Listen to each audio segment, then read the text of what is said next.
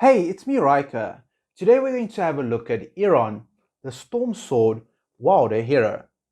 So as we can see that he is a ranger hero and his primary role is to do AoE or area of effect damage.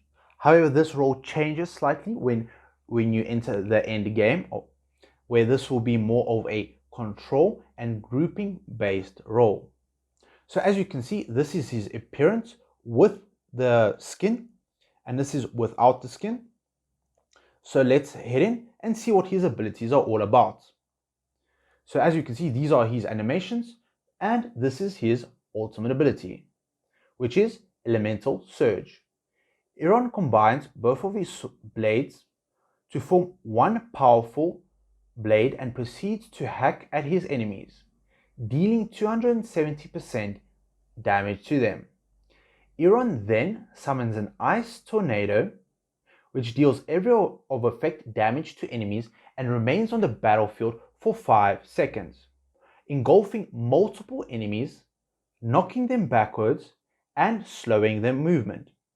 Ice Tornado lasts for 7 seconds, and the level 3, the damage is increased all the way to 300%. So, his next ability, Twin Force, when attacking with his Ice Blade, Eironn deals 150% damage to all of his enemies in front of him, and also freezes them, causing their movement and attack speed to be slowed for 4 seconds. When attacking with his Wind Blade, Eironn attacks a single target enemy, knocking them backwards, inflicting 180% damage to them. The Wind Blade also inflicts additional damage equal to 15% of the enemy's current health. So as we can see, the Ice Blade, Wind Blade, and Ice Blade again, damage is increased as he's ascended and leveled up. So his next ability is called Vortex. Eironn uses his elemental powers to generate a powerful gust of wind that draws in all enemies. So this essentially allows him to pull enemies that are in front of him, and when paired up with certain other allies, he can pull more enemies with a single use of this ability, and it deals 140% damage to them.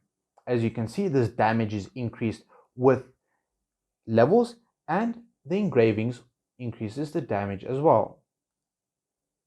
So his passive ability, Sylvan Oath. Passive increases Eironn's attack rating by 15% and gives his attacks a 30% chance to ignore enemies' defense. When used at lower deficits, he can do a significant amount of damage with this ability. However, this can be further increased with signature item and furniture upgrades. Any damage dealt to enemies that are shielded is multiplied by 150%. So if you're fighting a Lucius or Golvo, this can be extremely effective. 50% chance to ignore enemy defense ratings. That's extremely powerful. So essentially this is the defense. So all of this damage will be dealt directly to their health pool, as you can see here. And the damage is increased by 20%. The engravings, 65% chance to ignore enemy defense rating. So let's have a look at his signature item.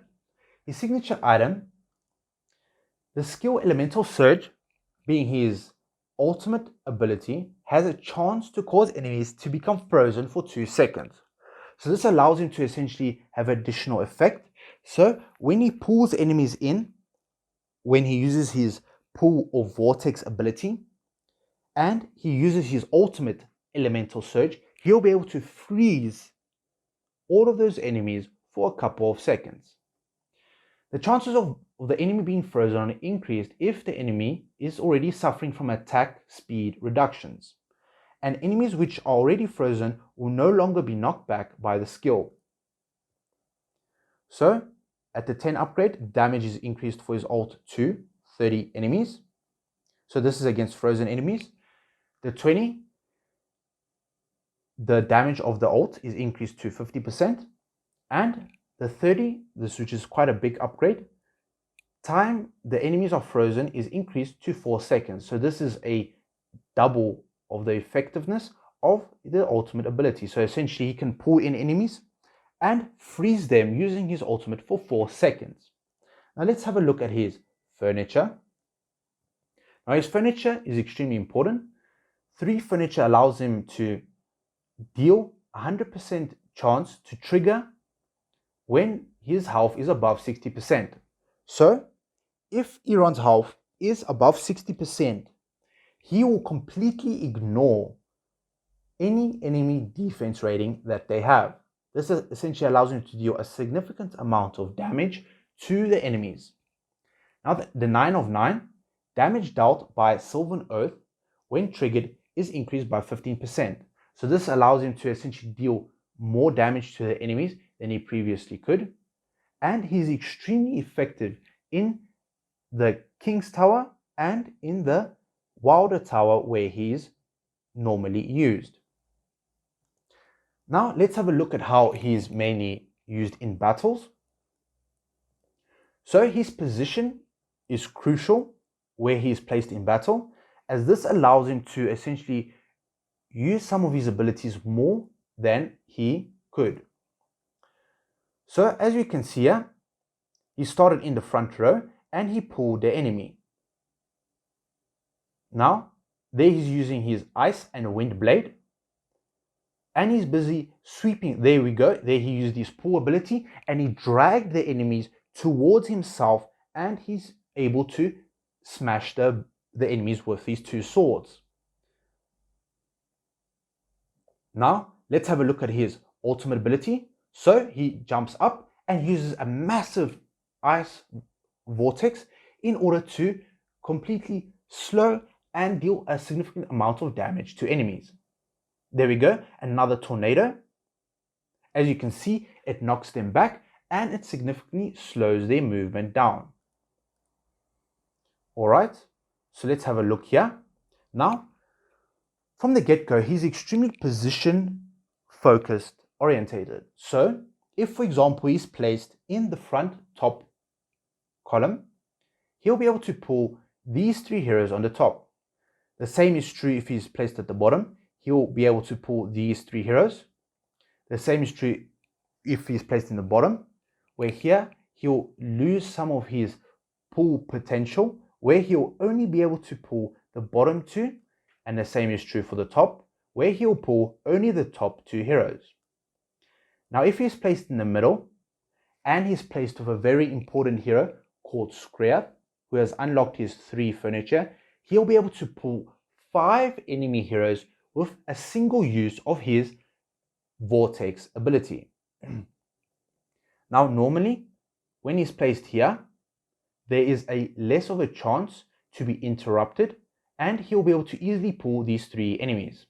However, for example, if he's placed in the front over here, he can easily be interrupted by Hendrik's knockback, essentially stopping Eironn from pulling the enemies and from being able to deal damage to all 3 enemies at the same time.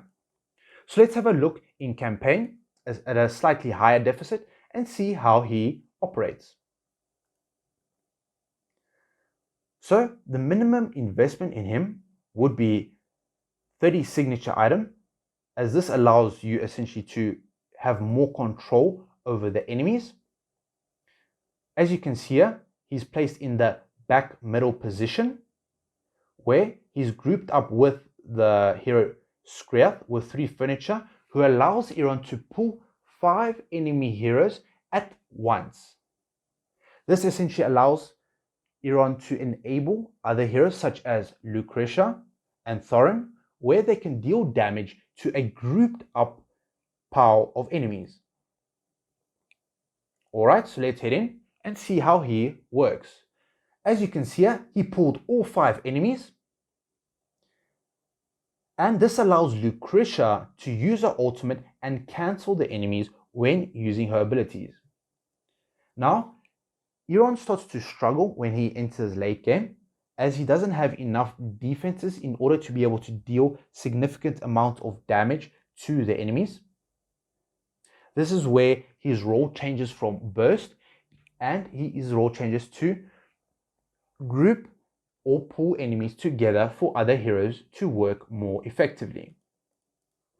Now, relics that work extremely well on him would be Core, as this allows him to pull faster the enemies, essentially allowing you more leeway or more freedom. So, because sometimes Eironn can get interrupted and then he fails to use this ability. Additionally, because he has a lot of dodge, this essentially allows him to sometimes, even though he might get interrupted by a front row hero, he essentially can dodge this first attack and use this ability. So if you like this hero guide, like, comment, and subscribe.